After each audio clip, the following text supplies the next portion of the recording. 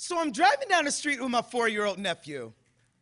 He knocking back a juice box, me a Snapple. Today, y'all, we are doing manly shit. I love watching the way his mind works. He asks a million questions. Uncle, why is the sky blue? Uncle, how do cars go? Uncle, why don't dogs talk? Uncle, uncle, uncle. He asks uncle, uncle, uncle. He asks uncle, uncle, uncle, as if his voice box is a warped record. I try my best to answer every question I do. I say it's because the way the sun lights up the outer space is because engines make the wheels go. It's because their minds aren't quite like ours. I say yes, no, no, yes, no, yes, no. I don't know. Who knows? Maybe. We laugh. He smiles, looks out the window, spots a cop car, drops his seat and says, "Oh man, Uncle, 5-0, we gotta hide." I'll be honest. I'm not happy with the way we raise our black boys. Don't like the fact that he learned to hide from the cops well before he knew how to read. Angrier that his survival depends more on his ability to deal with authorities than it does his own literacy. Get up, I yell at him. In this car, in this family, we are not afraid of the law. I wonder if he can hear the uncertainty in my voice. Is today the day he learns that Uncle is willing to lie to him?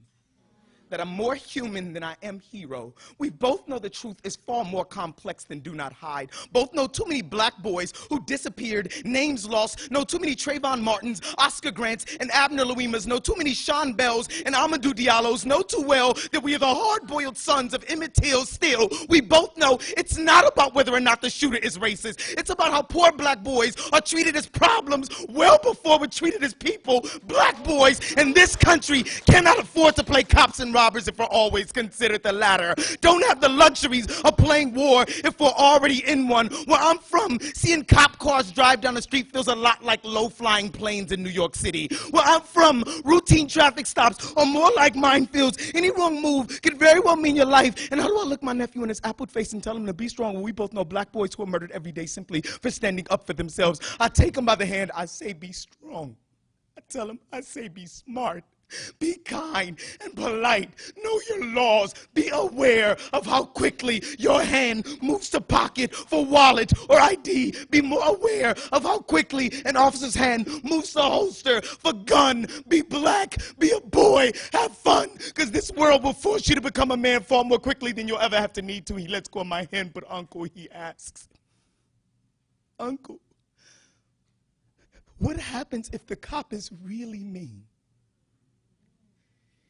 And it scares me to know that he, like so many other black boys, is getting ready for a war I can't prepare him for.